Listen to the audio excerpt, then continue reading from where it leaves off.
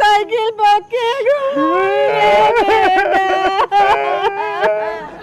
हमरा खाती बीड़ी के गिरिए बाबू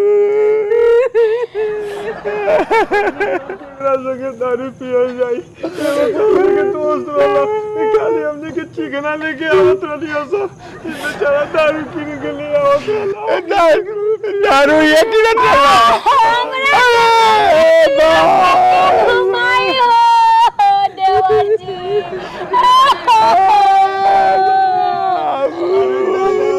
हराम ज्यादा के केलन बाप रे भाई आने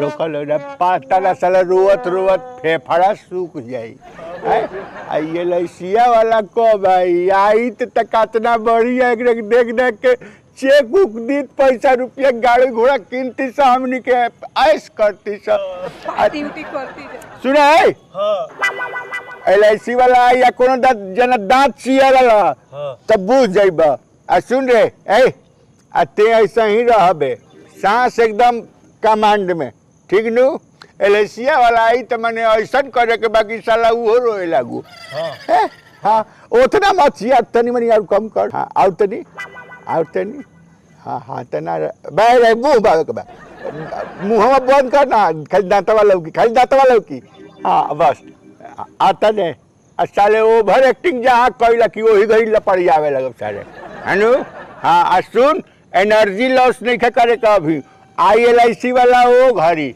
है वो भैया जी बक रोत मुंह दुखा गइल है धुआं मारना की में जाता यही से दुकानिया की अभी तनी धीर धरा लोग नहीं तो फेफड़ा सूख जाए तक खोई करे लगबू लोग हैं देख ली बाबूजी हाँ। जब LIC वाला आई नु हाँ। तो हमरा आधा पैसा चाहिए आधा कैसे लेबू तू काहे कि सबसे ज्यादा छाती पीट के हम ही रोले बानी हम नहीं करते क्या हम नहीं रोता नहीं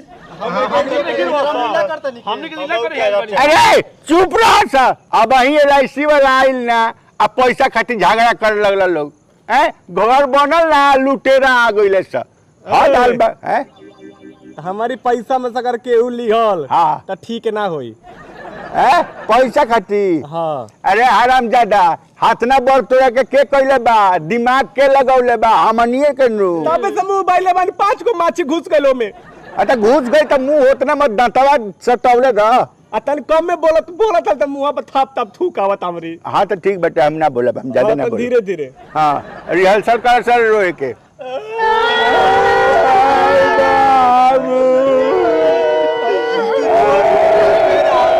ए माई सौंप खा के आओ ना तोर मुंह बसा त पारिया भेल बका रे डंग न दिया चुप अरे मैंने एकदम साफ बोलला बिना हरज भइल बा हैं कब आता तार शायद पैरिया भइल बा कबे से गैस मार तड़ा हैं तो ऐसन बुझाता कि हम सोचहूं के मुंह जाए अनु कुकुर राम चुपचाप कर पेट पर कंट्रोल हाँ रे छटुआ हाँ भैया तने खजुआ दे नीचे बा पसीना चल गेल बा हाँ खजबा सा और ऊपर तने और ऊपर तने और ऊपर बा हम ना खजबे ओ जा हम ना खजबे ए सर पूरा पसीना भिजल बा ए सर तो साफ सफाई ना रखेला हैं पैसा लेवे खातिर सबसे आगे हम देखो ना को भाई सालाऊ आई हम देखत नु बानी जहां लौकल की हम तुरंत चालू करवा देब रुक ना आई ओकर नौकरी बाटे ना तो सारे के नौकरी चल जाई बाबूजी का बेटे ले रसिया वाला आओ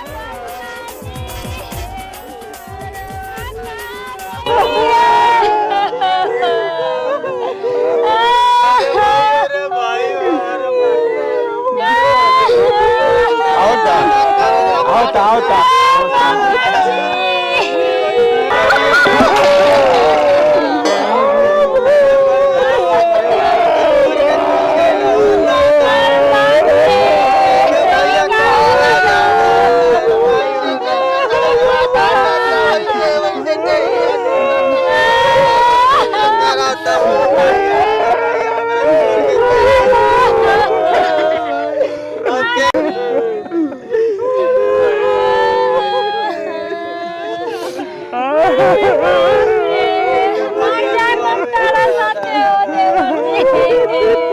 अरे जो भागता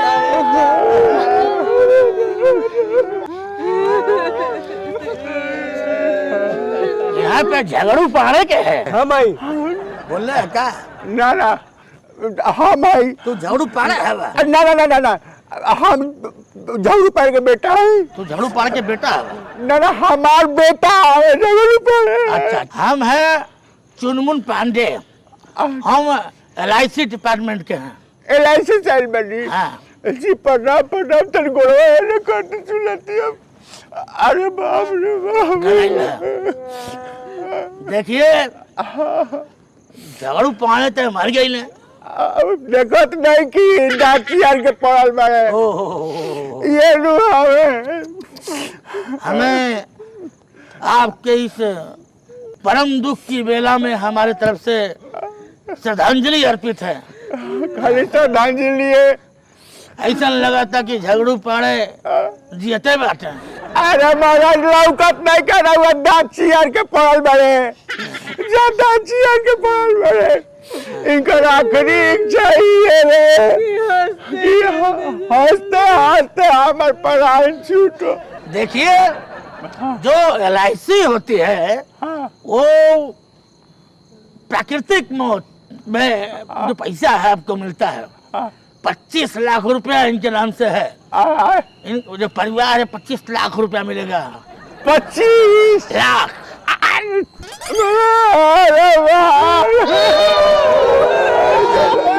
चुप हो जाइए चुप हो जाइए।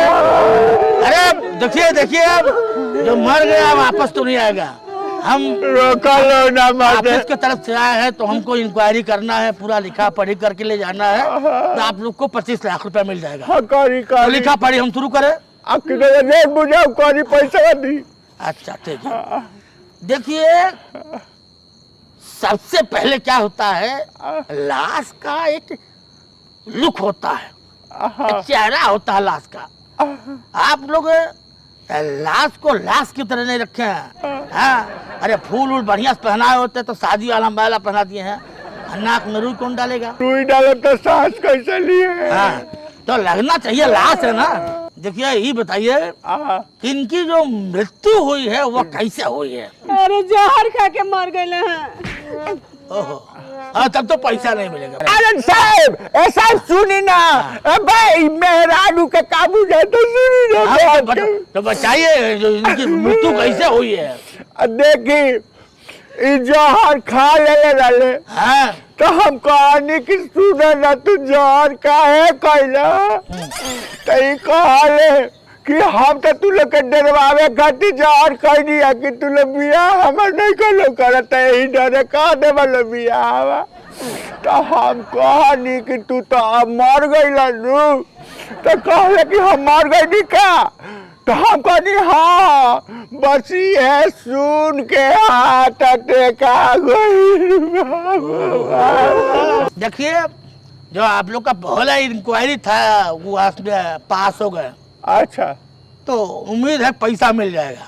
लेकिन महाराज तू लोग उनके सोचे चाहिए मुर्दाबा तो मुर्दाबा नकिया उकिया में रूट होसे चाहिए नहीं बतावा। मैंने कहा था नहीं महाराज जी कि नकिया में रुई ना रही तो आदमी नाम हुई। अरे नहीं तब हर चीज का सिस्टम होता है महाराज। हाँ लगे चाहे मुर्दाबा ना। अब हम दूल्हा लगा था मुर्दाबा। रुका हम व्यवस्था करते हैं। हाँ।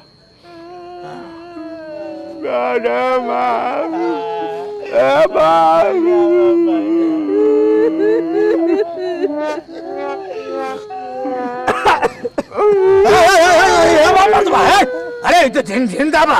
अरे जियता है। अरे बाप रे बाप। महाराज जी अरे पैसा सुनी हेलो सुनी।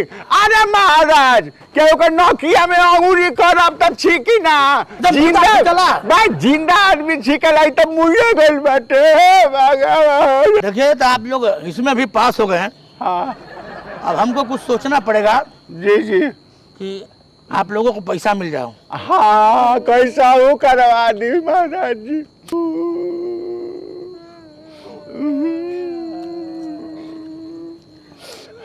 हमें भी दुख है। हाँ देखिए परिवार से बढ़कर पैसा नहीं होता है। हाँ जी जी हाँ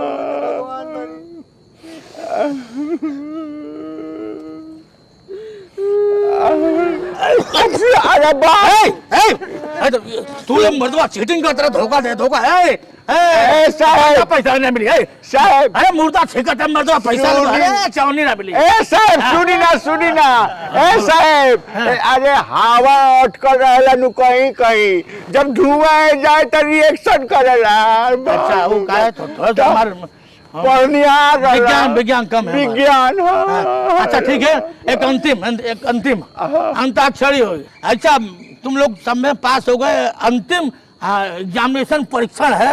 हाँ। हम शब्द बताएंगे तुम लोग को गाना गाना है। केहू के मुंह से निकली गया नया सिस्टम है देखो सरकारी सिस्टम है। हार गए तो पैसा नहीं मिलेगा। चलिए जब सब भागते ही हो सही अब गाना गाइए बोले र से र से हाँ।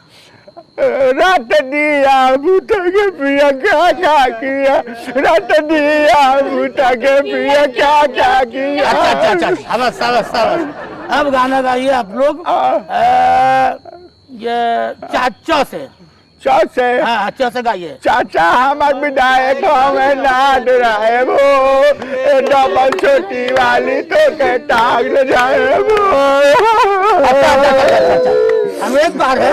अब तीसरा जो है लाइफ लाइन है ए से गाना गाइए। ए से 25 लाख रुपया मिलेगा। ए से हाँ नहीं तो चौनी नहीं मिलेगा। अच्छा ठीक है चलिए ए गाँव सरे नहीं क्या याद गाना ए से तो 25 लाख रुपया नहीं मिलेगा। ठीक है 25 लाख हम जाती 25 लाख नहीं राजा राजा राजा हमारे जो में समझा उठाओ तो नहीं कोरा तो खूब मजा बोहिया में कोसी के सैया मारे लो तुम लोग हमको चूतिया बनाता है। ये मुर्दा है जिंदा है। एलआईसी का पैसा तुम लोग घपला करना चाहता है। काश पैसा चवन्नी नहीं मिलेगा फूटी कौड़ी नहीं मिलेगा धोखा देता है सरकार। देखी ना अब देखे मुर्दा छींक रहा है अब मुर्दा गा रहा है मुर्दा नाचाता है। हे राजा राजा राजा करे जा में समाजा फूटल कौड़ी ना मिले पुलिस केस कर देंगे। नहीं मिलेगा नहीं मिलेगा।